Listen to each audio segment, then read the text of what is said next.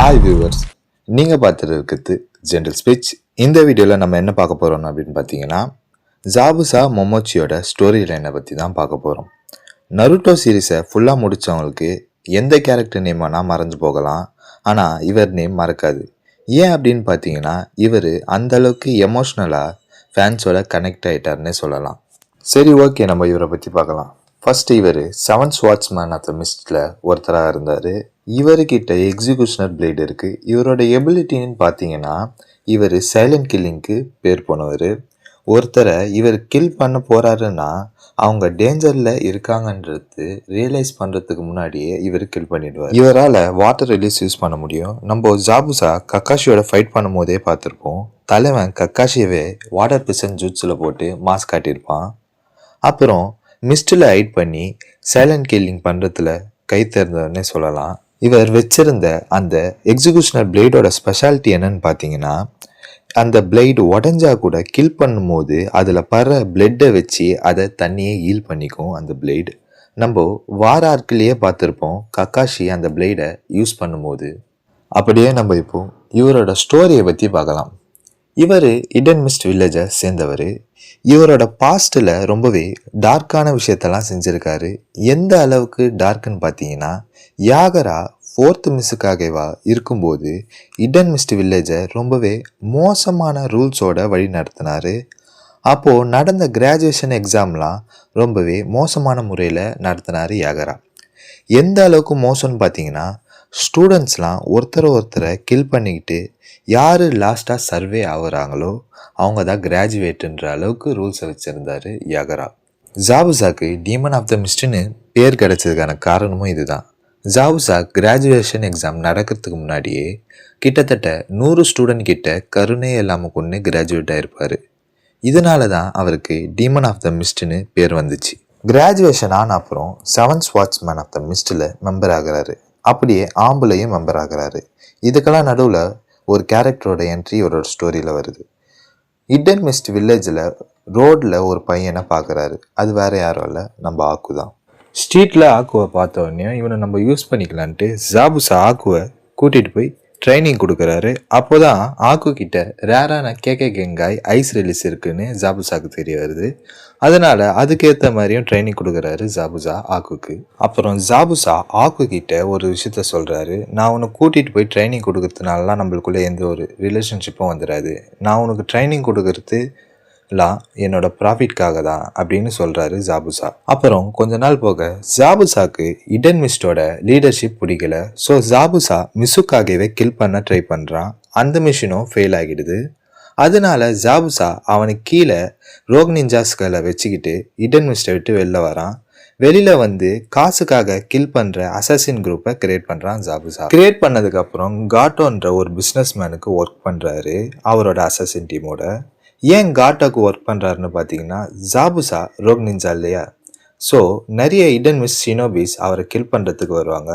அதனால காட்டோவோட ஷேடோஸில் ஒர்க் பண்ணிட்டு இருந்தார்.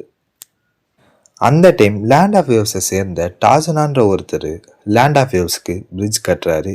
ஏன் அப்படின்னு பார்த்தீங்கன்னா, காட்டோ லேண்ட் ஆஃப் வேவ்ஸில் இல்லீகல் பிஸ்னஸ் பண்ணிட்டு வரான். இந்த பிரிட்ஜ் கட்டுறது மூலியமா டாசுனா லேண்ட் ஆஃப் வேவ்ஸை காட்டோட அராஜகத்திலேருந்து பீப்புளை வெளியே கொண்டு வரணும்னு தான் இந்த பிரிட்ஜை கட்டுறாரு டாசுனா. பட் டாசுனா பிரிட்ஜ் கட்டிட்டு இருக்கும்போதே காட்டோ கிட்டேருந்து நிறைய ப்ராப்ளம் வருது. இருந்தும் டாசுனா அவர் பிரிட்ஜை கட்டுறதை விடலை. அதனால காட்டோ ஜாபுசா கிட்ட போயிட்டு டாசுனாவை கில் பண்ண சொல்லிடுறான். அந்த டைம் டாசுனா இடன் தி வில்லேஜோட ஒக்காகே இருசன் கிட்ட ஹெல்ப் கேட்குறாரு. அப்போ தான் நம்ம ஹீரோஸோட என்ட்ரியே. அந்த மிஷனுக்கு தலைவன் கக்காஷி தலைமையில் இருக்க டீம் 7 அனுப்புகிறாங்க. டீம் 7ம் டாசுனாவும் லேண்ட் ஆஃப் வேவ்ஸ்க்கு போயிட்டு இருக்கும்போது ஜாபுசா டாசுனாவை கில் பண்ணுறதுக்கு 2 பேரை அனுப்புகிறாரு. ஆனால் நம்ம தலைவன் கக்காஷி அந்த 2 பேரையும் அவர் ஸ்டைல்லையும் முடிச்சு விட்டுறாரு வந்த வழியாகவே. அந்த 2 பேரும் டிஃபீட் ஆகிட்டாங்கன்னு தெரிஞ்சுக்கிட்ட ஜாபுசா அவரே களத்தில் இறங்கியிருப்பார். தலைவனோட என்ட்ரியே மாசாக இருக்கும். அந்த பிளேடை ஸ்விங் பண்ணி விட்டு அது போய் மரத்தில் சொருவி அது மேலே வந்து நிற்பார் பாருங்க. வேறு லெவலில் கூஸ்பம்ஸாக இருக்கும் அந்த சீன்ஸ்லாம். அப்புறம் கக்காஷி ஜாபுசா பார்த்து ஒரு விஷயம் ஒன்று சொல்லுவார் பாருங்க. நான் ஃபைட் பண்ணுறது ஜாபுசானா எனக்கு கண்டிப்பாக இது தேவைப்படும்னு அவரோட லெஃப்ட் ஐயில் இருக்க ஷேரிங்கனை ரிவீல் பண்ணுவார். வெறியாக இருக்கும் அந்த சீன்லாம் பார்க்குறதுக்கே. அப்படியே கக்காஷிக்கும் ஜாபுசாக்கும் ஃபைட் ஸ்டார்ட் ஆக நருட்டோ, சாஸ்கே, சாக்குராலாம் டாசனாவை ப்ரொடெக்ட் பண்ணிட்டு இருப்பாங்க. அப்படியே அந்த ஃபைட்டும் போக ஜாபுசா கக்காஷியை வாட்டர் பிரிசன் ஜுட்ஸில் போட்டு லாக் பண்ணிடுவார். நருட்டோவும் சாஸ்கேவும் ஒன்றா சேர்ந்து கக்காஷியை அந்த பிரிசன் ஜுட்ஸ்லேருந்து ரிலீஸ் பண்ணிவிடுவாங்க அவங்க பேட்டில் ஐக்கிய வச்சு. ஆனால் அந்த ஃபைட் முடிவில் கக்காஷி தான் வின் பண்ணியிருப்பார். எப்படின்னு உங்களுக்கே தெரியும் எந்த அளவு கக்காஷி அந்த ஃபைட்டை டாமினேட் பண்ணி மாஸ் காட்டியிருப்பாருன்னு. டிஃபீட்டான ஜாபுசாவை கக்காஷி கில் பண்ணுறதுக்கு போகும்போது அப்போது ஆக்கு வந்து ஜாபுசாவை சேவ் பண்ணிவிடுவான், அவன் ஆம்புல இருக்கான்னு போய் சொல்லி. டிஃபீட்டான ஜாபுசா சும்மா இருப்பானா, அதனால அடுத்து ஜாபுசா லேண்ட் ஆஃப் வேவ்ஸ்க்கே ஸ்ட்ரெயிட்டாக போய் அட்டாக் பண்ணலான்னு தயாராகிறான். லேண்ட் ஆஃப் வேவ்ஸ் பிரிட்ஜிலேயே அந்த ஃபைட்டும் ஸ்டார்ட் ஆகுது. நருட்டோவும் சாஸ்கேவும் ஆக்குவை ஃபைட் பண்ண அப்படியே ஜாபுசாக்கும் கக்காஷிக்கும் ஃபைட் நடக்குது. ஜாபுசா மிஸ்டில் போய் மறைஞ்சிக்கிட்டு ஃபைட் பண்ணிட்டு இருக்காரு. நான் தான் ஆல்ரெடி சொல்லியிருப்பேன், ஜாபுசா மிஸ்டில் ஹைட் பண்ணி கில் பண்ணுறதுல கை தேர்ந்தவன்னு. ஆனால் என்னதான் தலைகீழே நின்னாலும் கக்காஷி கூடலாம் வின் பண்ணுற முடியுமா? கக்காஷி இந்த ஃபைட்டையும் டாமினேட் பண்ணியிருப்பார். கக்காஷி அந்த ஃபைட்டை ஃபுல்லாக டாமினேட் பண்ணி ஜாபுசாவை சிடோரி வச்சு கில் பண்ண போகும்போது அப்போது ஆக்கு ஜாபுசாவை சேவ் பண்ணுறதுக்காக குறுக்க வந்துடுவான். அப்போது அந்த சிடோரி ஆக்கு மேலே பட்டு ஆக்கு அங்கேயே இறந்துடுவான்.